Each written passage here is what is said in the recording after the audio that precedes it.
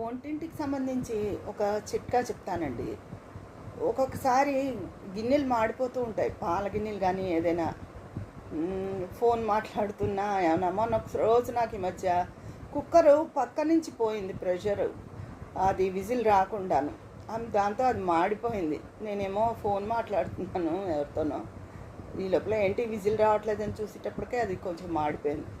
అలాంటప్పుడు ఏం చేయాలంటే కుక్కర్ని ముందు తోమేసుకుని, అది వదిలినా ఆ నలుపు వదలదు కానీ ముందు తోమేసుకుని, తర్వాత స్టవ్ మీద నీళ్లు పోసి అందులో ఈ విమ్ లిక్విడ్ జెల్ కానీ ఏదైనా ఉంటుంది కదా మనం గిన్నె తోమేది, అది వేసేసి మరగనివ్వండి. బాగా మరుగుతున్నప్పుడే ఒక పొడుగు గిన్నె గరిటె పెట్టి కదుపుతూ ఉండండి ఆ మాడు మీద.